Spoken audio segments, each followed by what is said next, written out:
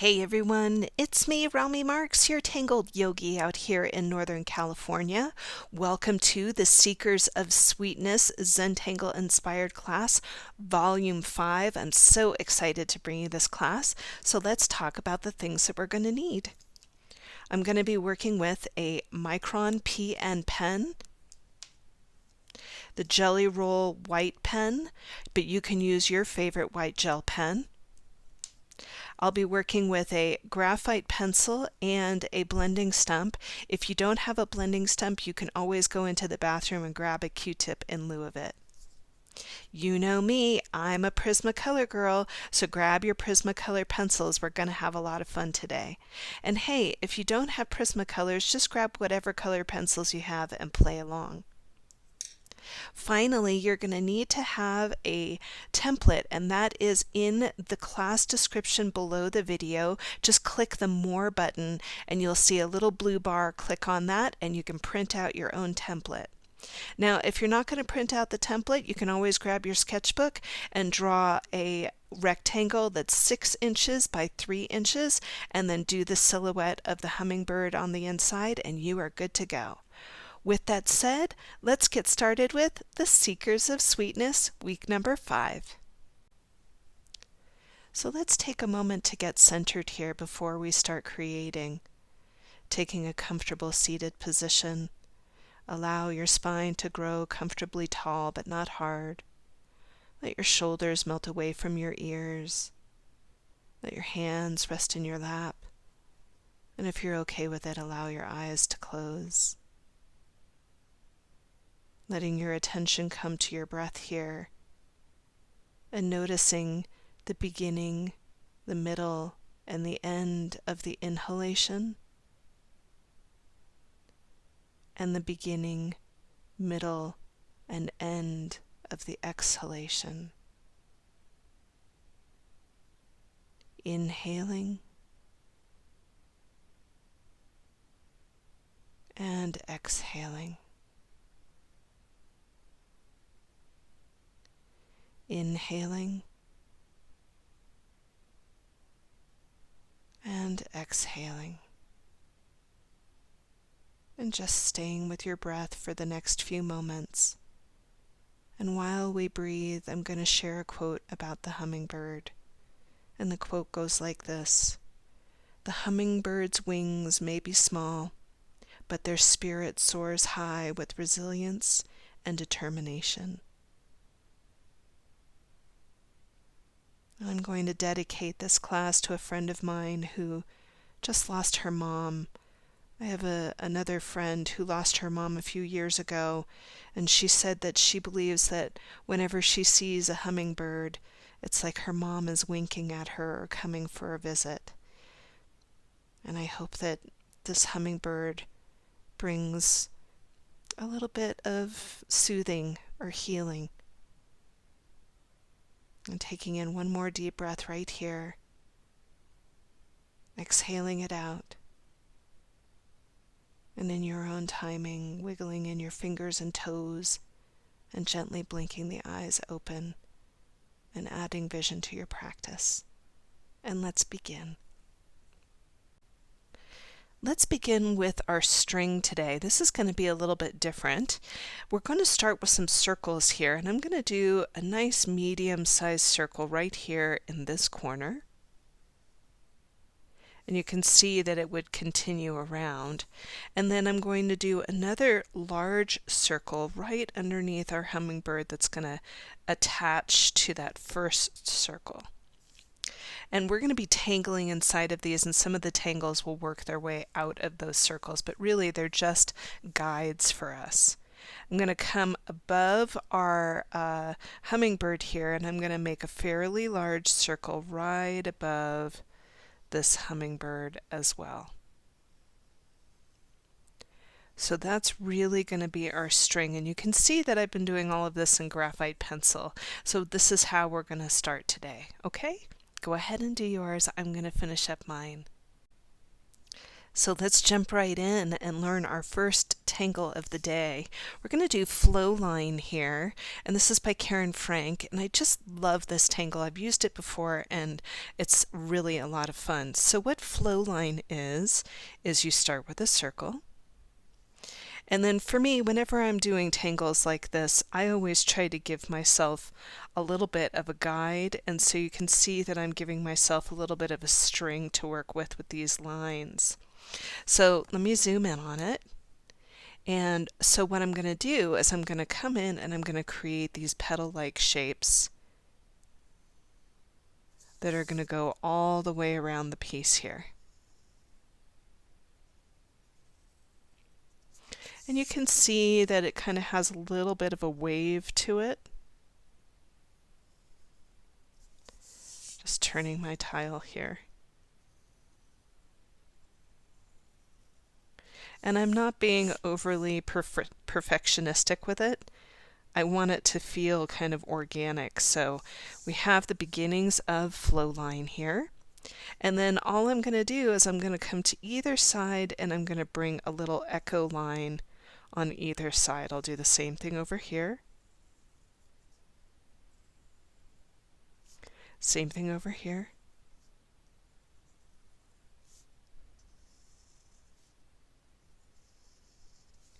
And just work my way around.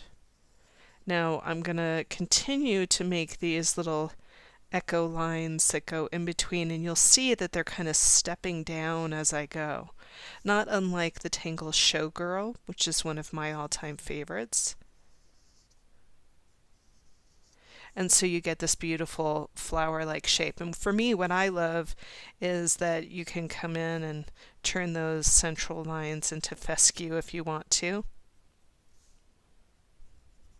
And I really love that it doesn't have to be perfect. I love that it has a lot of movement to it. So let's go ahead and bring this into our piece.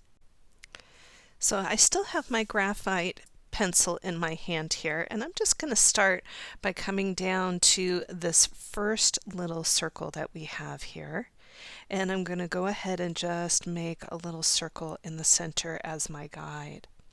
Now once I have that, I'm going to start to go ahead and make those lines that are going to radiate out from the center. So that's going to be my string for that particular tangle. I'm going to switch over into pen here, and I'm going to go ahead and just ink in that center piece, but now I'm going to work around those lines that I created. So I'm going to come up, create a little round off, and then right back in again. I'm going to turn my tile clockwise here, come up all the way to the edge, make a little round off, and come down again. Turning the tile, coming up all the way to the edge, and rounding down, coming up. Now this may come off of the edge. I'm just pretending, and coming back down again. So just by lifting up my pen, it looks like it's behind the frame, which I really, really love. Same thing's going to happen here. And it's going to come back in again. So now I can start in with those really cool step downs. So I'm just going to go 1 and 2 and 3 and 4. I'll go to the next one. 1 and 2 and 3 and 4. I'm going to turn my tile. Here I'm just going to make the lines because it would look like it was coming down from the top. Turning the tile, stepping down, over to the other side. I think I can get a couple more in there. Once again, stepping down.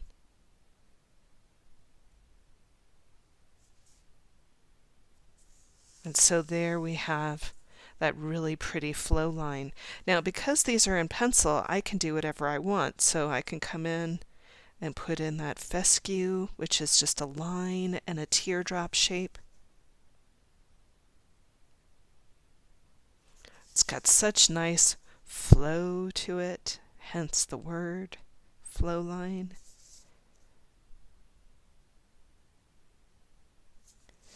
And then coming over here and doing the same. Isn't that a really fun tangle? All right, so you go ahead and do yours. I'm going to do mine, and then when we come back, we're going to start in with that second tangle. So our next tangle is new to me, but it's been around for a while, and this is called Oh Curly, and I love this tangle because it's just fun to play with. So I'm going to start by doing a larger circle in the center here, and we'll be adding some tipple in there in a little bit. So let's go ahead and zoom in on this here, and I'm going to start with a really soft, small crescent moon with an aura. Once I have that, I'm going to go to the side of crescent moon and jump off and make another. I'll come to the side and make another. And this tangle reminds me of Mumsy a little bit with the way that it grows, if you've ever done the tangle Mumsy. Now once I've gotten to this point, I'm going to start to get a little larger.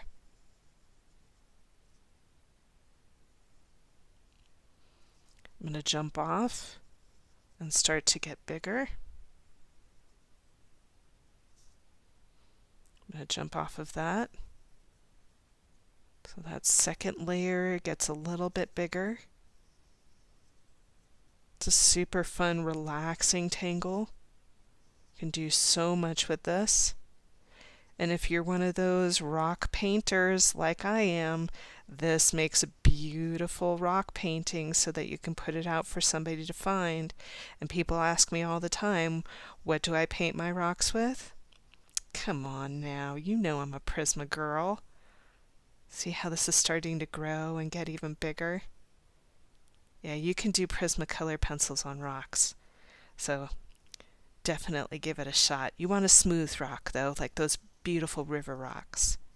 So you can see where this is going, right? I'm just going to keep on keeping on. And this has got, it's one of those tangles where you could just keep going and going and going, right? So you can see why I like it so much. And you can see why I think it reminds me of Mumsy.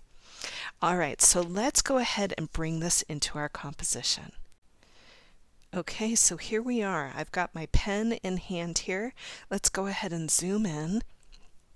And I'm going to go ahead right into the center of this piece, and I'm going to make a nice size circle.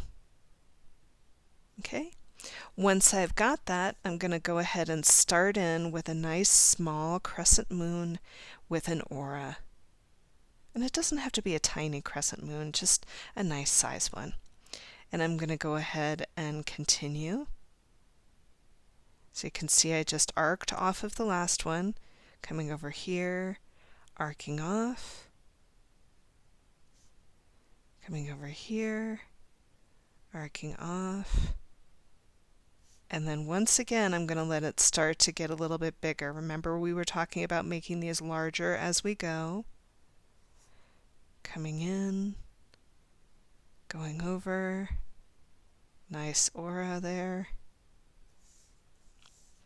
coming in, getting a little larger here.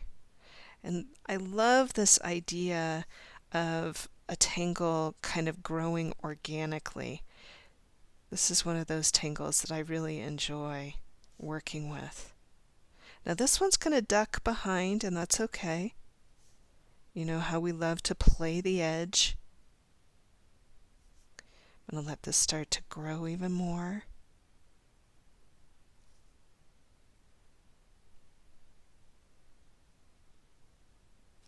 Let this jump off. Now this one is going to come around and just touch that last tangle that we had. And then I'll close it off over here. Letting it continue to grow. I love the idea of it coming behind the piece and then moving in. Creating an inner aura there. I'll let this look like it's going to continue. And then I'm going to let it continue a little bit more so that it's going to go behind the hummingbird. So I may just come in, let it touch, drop down, create an aura here, grow off the side. Another nice large one there. And then I might let this one kind of go behind. And I think that's as far as I'm going to go with that. Isn't that so fun? I might be able to make that look like it's coming out the other side there. So that is Oh Curly. I hope that you enjoyed it. And what I'm going to do for the center is I'm going to start by creating a little bit of Bronx cheer in the center here. And so the way that I like to do Bronx cheer is I start from the bottom because it kind of gives it this organic feeling.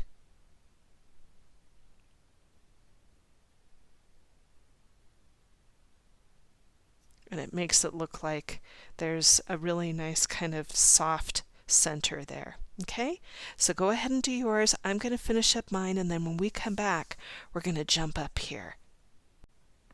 So our next tangle is going to be from Jenny TW, and she's calling it 6-ya or 6-leaf. And I love this tangle because it's just got a lot of movement to it. So what it is you have this kind of soft center. You could do this as a circle too if you wanted to, but I'm going to do it as kind of a soft centered flower. And then she's got these little almost flux-like shapes that are coming off of the center here. I'm going to do another one over here, another one over there, and then I'll do 2 more down at the bottom, just like so.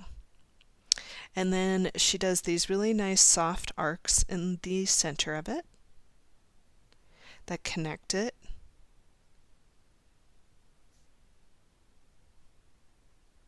Let's get those pieces to connect.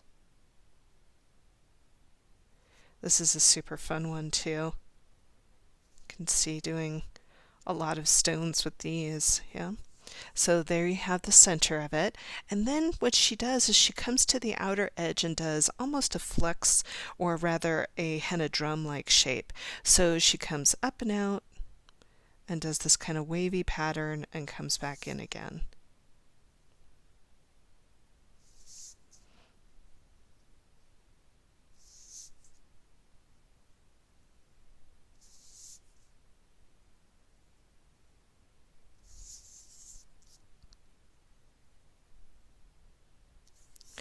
Now once I have that, I can go in and I can do a nice aura on the outside of the tangle here.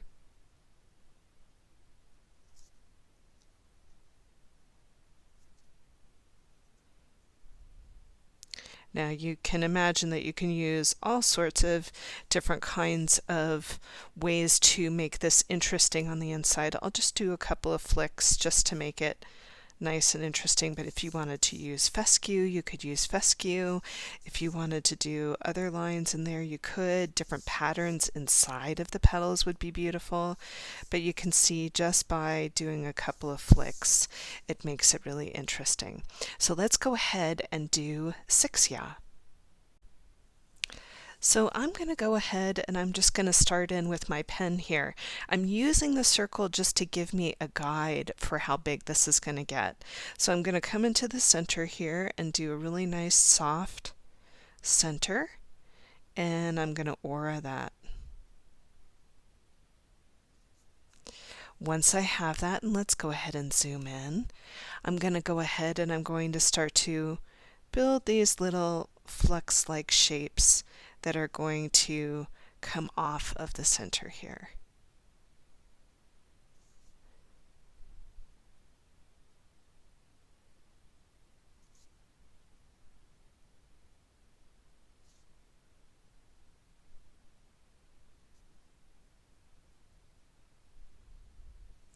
Now once I've got that, I'm going to go ahead and create those arcs.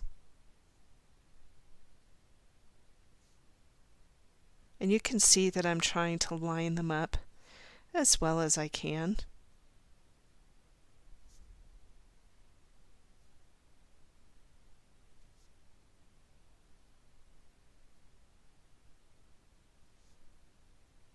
Some will be bigger and some will be smaller. Once I have that, I can go in and start to create those really cool petal-like shapes that will attach the piece. And you can see that, I'm starting to break the boundaries of my flower, or rather the circle that I have here, just to make it feel kind of organic and fun.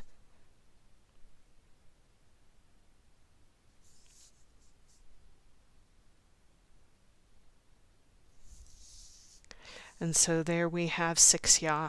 And I'm going to go ahead and just give it some of those little flicks.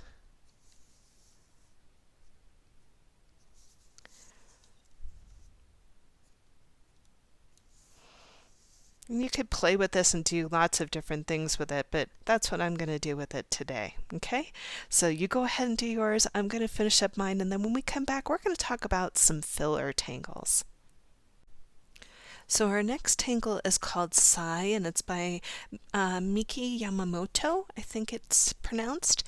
And I love this tangle for filler. And so what it is it's a circle with an aura on the inside, and then she's got these little spokes that come out. And what I love about this is that you can do this a couple of different ways. I like to just add a little petal-like shape to it to make it look like it's a hydrangea. You could do it where you can go in and do your piece, and one of the ways that she does it that I think is really cool is she makes a square and then she sets it off a little bit, which is really cool, so that they're all slightly off, and I think that looks really neat. So you could do, flowers like that as well, but we're going to use this as our SAI today. Okay, so let's go ahead and put it into the composition. So we have these kind of awkward spaces around our hummingbird, and I wanted to keep things nice and simple yet elegant. So I'm going to start just by putting in my circle right here with a little bit of an aura, and then I'll go ahead and I will set this off slightly so that it's going in kind of an interesting direction. I'll go ahead and make this look like it's floating off the page. Here's another petal. This one will go behind, and this one will go behind. So we've already got one. Now I'm going to do one that's a little bit closer to this. And once again, I'll set it to the side a little bit. Same thing over here. And then I'll do my little petal coming down and make it look like it's going behind. So that's a really nice way to fill back in here. I'm going to do it in 3s because I like 3s, and because I missed my circle in there, I'm going to go ahead and just put a little dot. And then I'll come over here and I'll do the same thing because I like to have kind of the 3s as we work. So I'm going to go 1, 2, and 3. And I'll go ahead and create that petal. This is going to come down, and this is going to come over. And so this gives it a really nice feeling of continuing the piece without it having to be really complicated around the hummingbird. Now, many of you know that I love to use the Tangle Tipple, and Tipple is excellent here for adding in a little bit more interest. And you're going to see me, add in some Tipple around this piece to keep it interesting. One of the things that I talk about a lot with you guys is changing the size of the Tangle Tipple so that it's interesting. Come up here. Can do some smaller ones. I always start with fairly large Tipple because you can always squeeze some smaller ones in there later.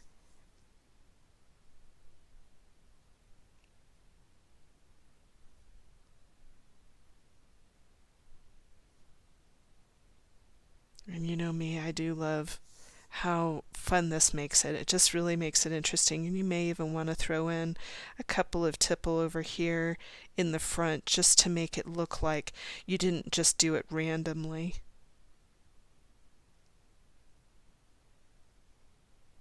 That there was a method to your madness, so to speak. All right, so you go ahead and do yours. I'm going to finish up mine, and then when we come back, we're going to start with color. One last thing before we start with color. I don't like to assume anything, and I know some of you are new tanglers. With tipple, you'll get these kind of weird little triangle shapes.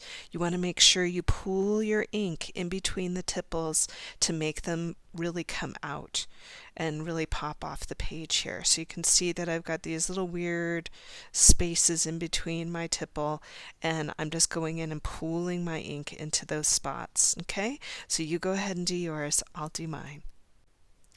So now's the time where we can let go of any of those strings or those circles that we had inside of the piece here. You can see that I've got my little gummy eraser here, and I love this eraser because you can get rid of any of those lines without having any debris. And this is called a gummy eraser or a kneaded eraser, and it's made by Faber-Castell. They're the best. I love them. It's a great little tool to have. So let's talk about the colors that we're going to use for our first tangle here. We're going to be using this on Eau Curly, and I'm going to be working with Blush Pink, which is PC928, one of my favorite pinks in the Prismacolor set. And then I'm also going to be working with Magenta, which is PC930. Okay, so go ahead and grab those, and then we are going to get started. So I'm just going to demo one of the petals, and then we're going to jump right into it here. This is a really nice petal to start with because it's nice and large for you. I'm working with the blush pink here, and I'm going to start out by dusting in that blush pink. Remember, when you're working with color pencils, it's all about the amount of pressure that you put on the pencil, and I'm going very nice and light with this color pencil here. Once I've got it shaded in with that nice blush pink, I'm going to pick up a little bit of the magenta here, and I'm going to start to bring in the magenta. Now, because the magenta is so heavily pigmented, I don't have to press hard, and all I'm doing is just creating a very soft shadow behind the petal that we had before it. Okay? Now, to blend this out, I'm going to pick back up that lighter color, the blush pink, and I'm going to start to just bring it over the line of demarcation. You can see the line of demarcation is where the magenta is meeting the blush pink, and all I'm doing is dusting it out a little bit. And you can start to let it dive into the magenta once you've broken up the line, especially if you're using paper that's got a little bit of toothiness to it. That waxiness from the pencil will give it a softer blend. And if you really need to push with it, you can to get it to be a little bit softer. But look at how pretty that is. So I'm going to do that all the way throughout this piece and really get a beautiful emanation of color. You go ahead and do yours too. Now, if you'd like your colors to be a little softer and creamier, I have in my hand the PC938 from Prismacolor. This is the white. And you can see that this one has a little bit of grit to it, whereas the others are a little bit more soft and smooth. Watch what happens when I bring a little bit of that white pencil in there, how it fills in those kind of rough areas and makes the color pencil appear like pastel. So if you want to use a little white on that, go ahead and do so. Let's go ahead and add a little bit more interest into this. You can see that I've got my little mechanical pencil here, but you can do this with a regular number 2 pencil too.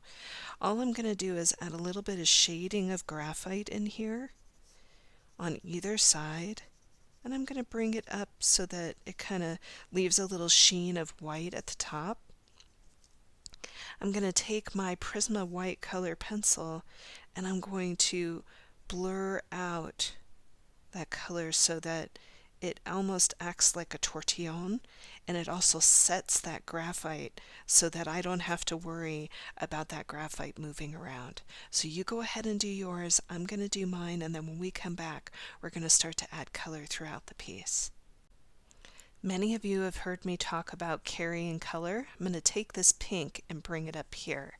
And what that does is it's going to bounce your eye around the piece here. So I'm going to start in just right in here, and I'm going to just bring in a little bit of pink on either side of this internal petal that we have.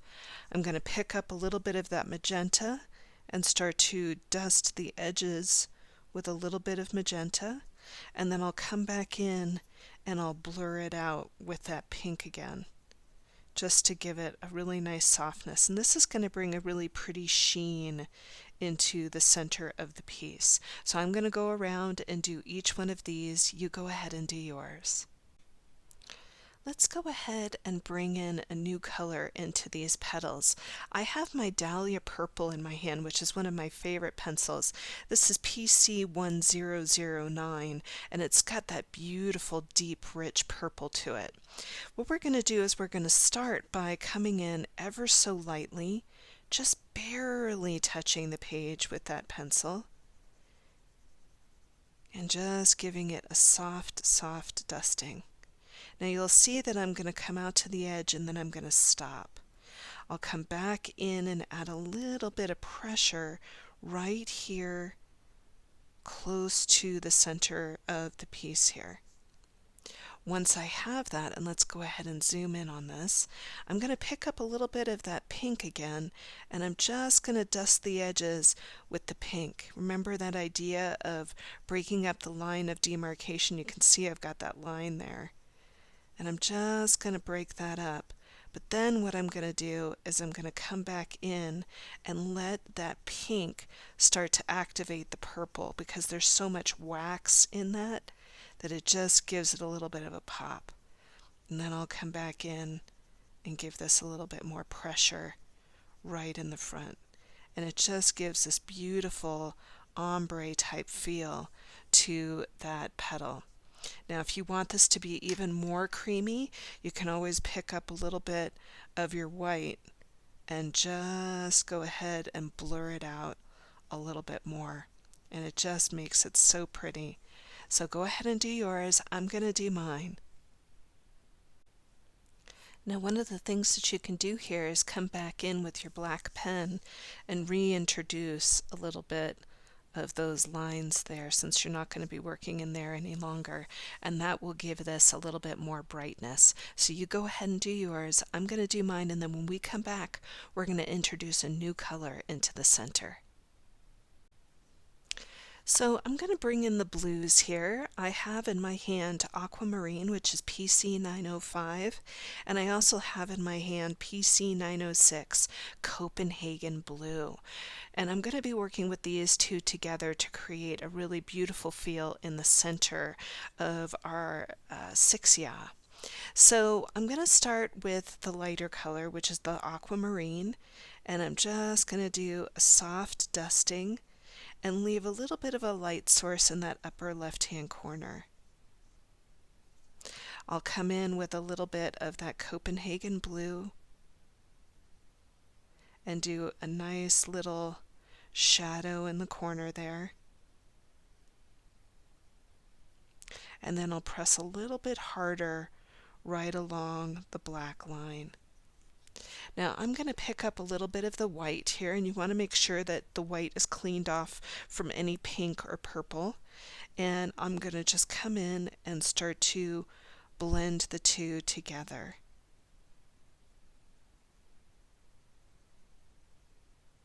And it really gives this beautiful, nice, soft gemstone feel in the center of that. So go ahead and do yours, I'm going to do mine, and then when we come back, we're going to carry that blue into a couple of other places. So I'm going to take that same set of blues here, and I'm going to bring it into these really fun SAI or Sai flowers here. And you can see that I'm just lightly dusting the aquamarine in there.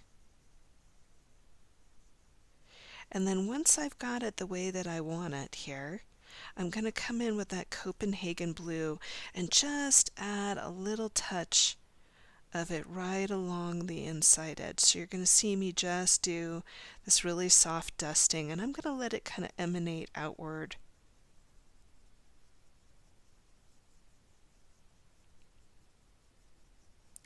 I'll come back in towards the center and give this a little push.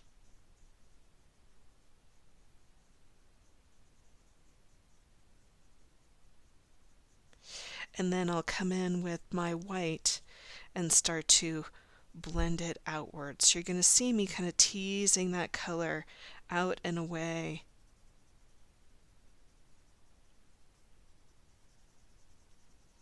Getting that really soft pastel feel.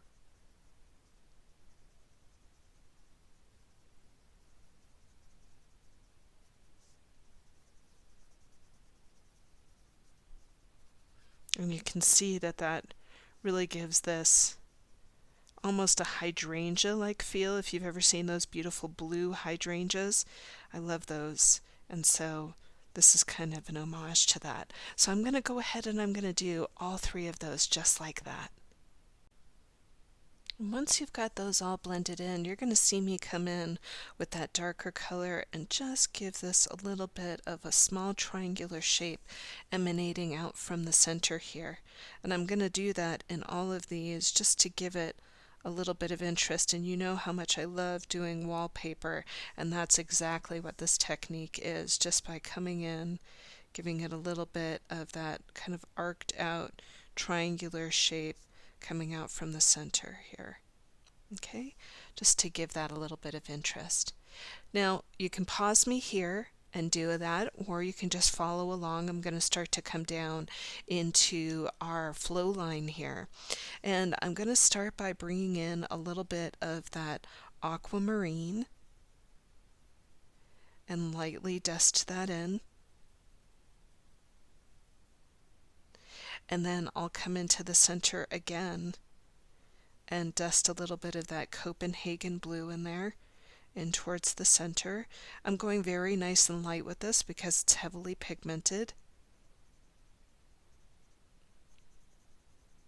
Giving this a little bit of a press, and then I'll pick back up that white pencil again and I'll start to blend that outward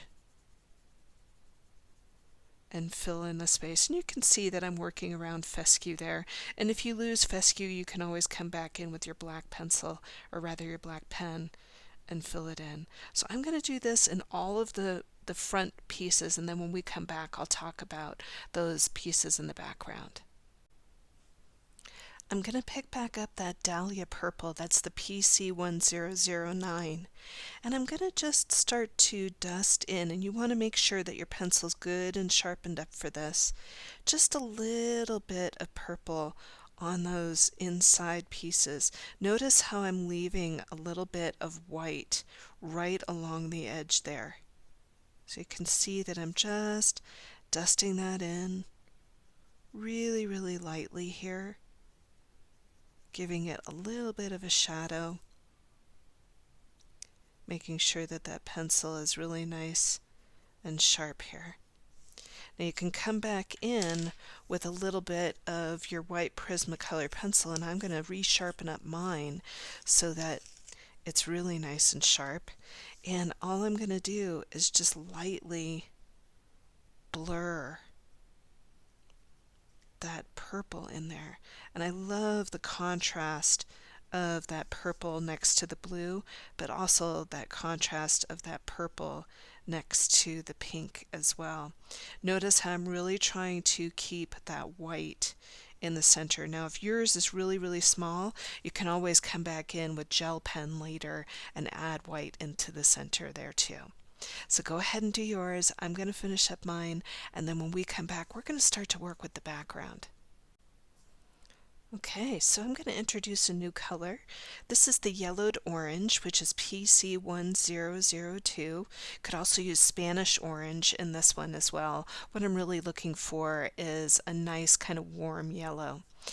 What I'm going to do is I'm just going to start by dusting this into the background here. So I'm just coming in, and I'll just give you an idea of where I'm going with this.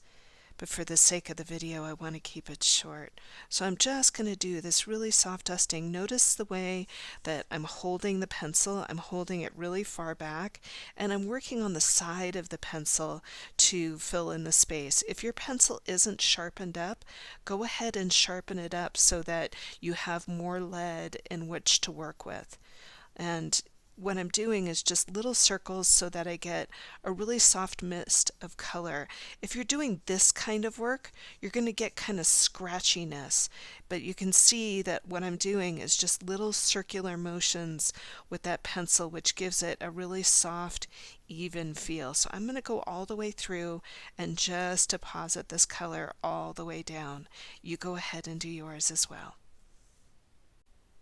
So you can see that I'm not worried about blending it. I just have that color deposited down on the page here. I'm going to take that same color and I'm going to start to bring a little bit of a shadow around all of our pieces here. You're going to see me do what we call in Zentangle perimeter shading. And so all I'm doing is just going around and giving all of this a really nice shadow. You can see that I'm kind of hugging the edge. I'm pressing on the pencil with a medium pressure and just depositing that color around.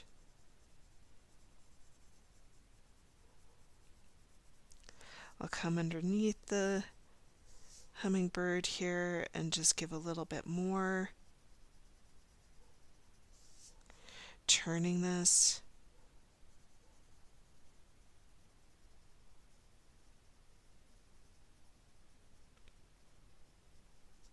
Coming around.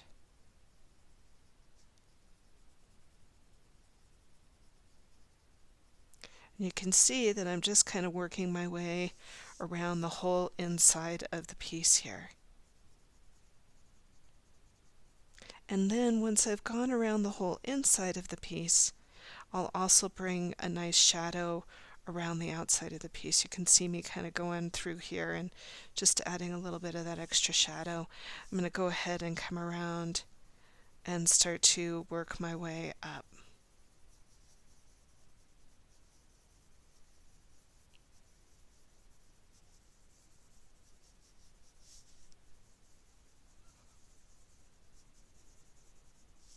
So you go ahead and do yours. I'm going to finish up mine, and then when we come back, we're going to add a little bit of magenta out onto the edges here. So I've picked up my magenta, which is the PC 930, and I'm just going to start to add in little places where I want to have a little bit of drama. So you can see that I'm going to come into this corner right here and add a little bit of drama. I'll come over right where the hummingbird is and give a little bit of drama underneath his chest. Maybe bring in a little bit of drama down here into this corner. Let's make sure that this isn't blurring.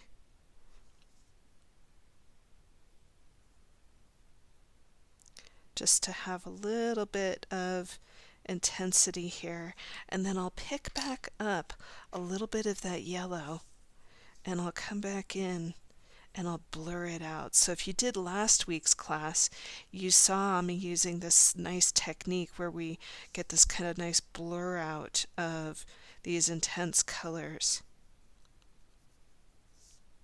bringing a little bit of drama into the piece. And if you even wanted to go along the edge for a little bit just to get a little bit more drama, you could just go along the edge here for a little bit. I'm not going to connect it too much because I don't want to have a solid line. I want it to look a little bit more random. So I'll come in and I'll blur that out as well, just to give it a little bit of interest. So go ahead, play. Get yours where you want it to be, and then when we come back, we're going to do a little bit of blending in the center, and then we're going to do some wallpaper. So I'm going to come in here with a little bit of my white, and I'm just going to go along the edges of where I've got that perimeter shade, and you can see that I'm doing little circles with that pencil, getting it to blur into the center. So I'm really just breaking up the line of demarcation here so that we don't have these hard lines. So you can see that I'm just doing that with a little bit of medium pressure, and then you can see me going up the center and blurring out any scratchiness from the paper that I have. Look at how pretty that is once it gets all blended out like that. Just love that. So go ahead and do yours, and then when we come back, we're going to start in with some wallpaper in that background. So let's add some wallpaper into the background. Wallpaper is where you're just tangling with the color that you've been coloring with. So I'm going to use magenta, and we're going to do the tangle called printemps or printemps. It just means spring in French, and or it could mean spiral. Now I'm going to do some fairly large ones, and my pencil is really sharpened up right now, and that's important when you're doing wallpaper here. And you can send this going in other directions, or you can have them all going in the same direction. And I like to vary up the size of the printemps that I'm working with here. I think it just keeps it interesting looking. So this one I might add another aura to, just to make it a little bit bigger. I'm going to start to bring in some smaller ones here. And I'm not pushing hard with this. I want it to really feel as though it was in the background. So I'm trying to keep them pretty soft. Here's another one. And then maybe a smaller one over here. And then I'll do a nice large one right up in here. Once you've got this, I'm going to do some soft shading in here, and the way that I tend to do it is I work off of the back of the printemps that I've been got in the forefront, and then I'll start to bring it into the background. So you can see here I'm just doing a soft dusting and working off the back of the printemps here, and I'm going very lightly with that magenta just to give this a little bit of softness. And so you're getting the idea there.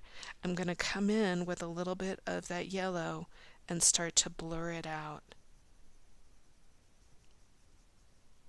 so that we get this really soft shadow moving through the printemps.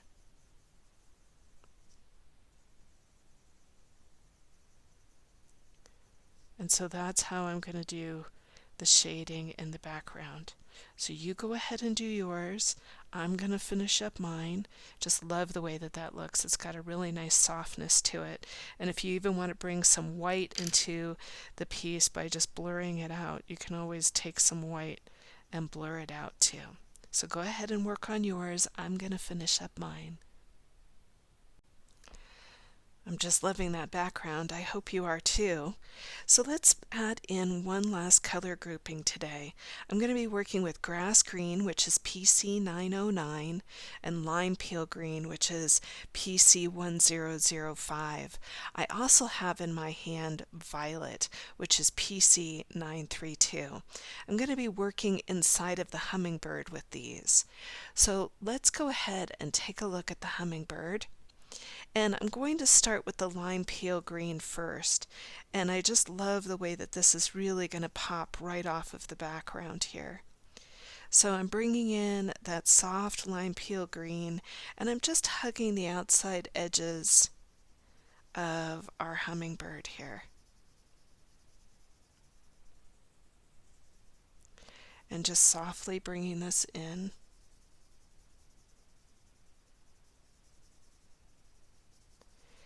And once I have that, I'm going to let this dive down the back side of the hummingbird as well.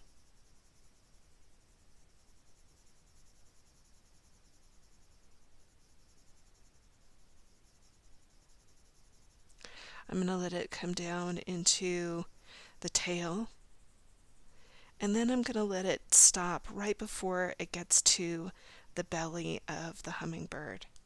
I'm going to take a little bit of that darker green here, and I'm going to add a dusting of the darker green right above.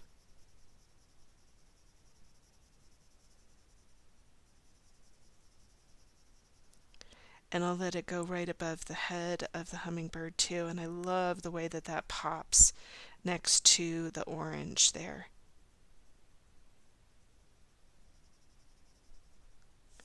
I'm going to bring a little bit of it into where the back side of the hummingbird is in here.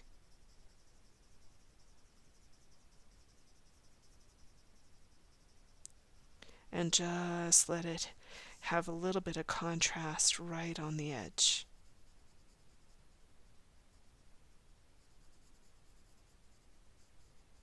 Now once I've got that, I'm going to add in just a little bit of detailing into the hummingbird tail just by coming up where I have these little indentations of the tail,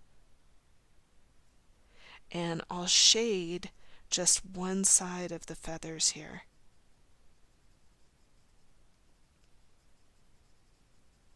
So you go ahead and do yours. I'm going to finish up mine, and then when we come back, we're going to start to dust in with a little bit of the violet. So I've got the violet in my hand here, and I'm just going to come right underneath where the beak is and dust in a little bit of that violet. And really this is just kind of to give this a little bit of an accent color. And because violet is nowhere seen in the piece or green, it really is going to pop. So I'm just letting this kind of come through. I'm going to leave a little hint of white on the lower end of his belly here.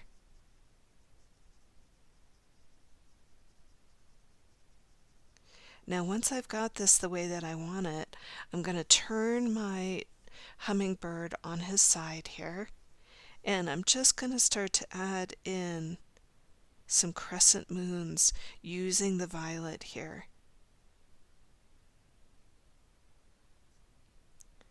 And I'm doing this because I really want it to look like feathers.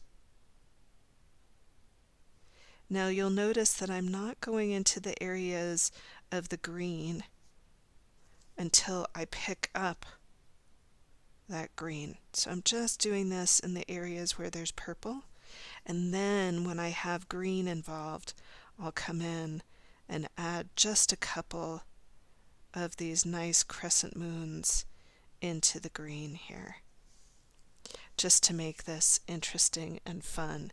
You could even come down into where the lower half of his body is and add some of these into the lower half of his body using that light green, just to keep it interesting.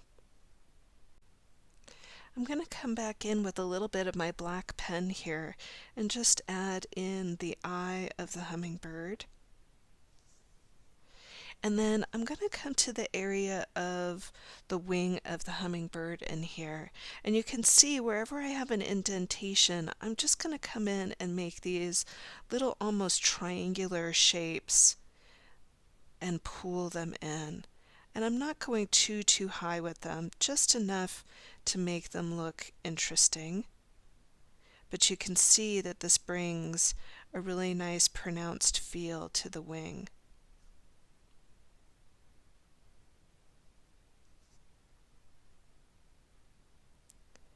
I'm going to pick up my darker green, and I'm going to bring a little bit more of a wing into this here. You're going to see me just very lightly bring in a soft line and connect it, and then I'm going to round off and do some more of these soft lines coming up to make it look as though he's got a second set in there. Okay, behind those I'm going to bring in a little bit of a shadow, and I'm going to let it just dip in to this area right here. So you go ahead and do yours. I'm going to finish up mine. For the final part of our hummingbird here, I'm going to pick up my graphite pencil again, and I'm just going to lightly dust a little bit of graphite right underneath the beak here, leaving a little bit of a white highlight right above the top, just to keep it interesting here. And I think that looks really nice. If you wanted to, you could take your tortillon or you could take your white pencil and just give it a little bit of a blend. So because I have my graphite pencil in my hand, I want to do a little bit of work with the graphite pencil. One of the things I'm going to do is I'm going to come in and I'm going to bring a little bit of a shadow inside of these petals that are going around our flower piece here. And if you want to go ahead and blend those out with a tortillon, you can do that, or you can use your white pencil to get them to blend. I'm just doing this so that I can get a little bit of a pop and have that be really interesting. The other thing I'm going to do is I'm going to come around the edge here and just give this a little bit of a shadow. And then I'll also blend that out with my tortillon. Now remember, if you don't have a tortillon, a Q-tip will do, so you can always run off to the bathroom and grab one of those. So go ahead and do your flower too. The other thing that I'm going to do is I'm going to be working with the graphite and going inside of tipple here and just shading it halfway and then taking a little bit of that tortillon and giving it a little bit of a blur out here.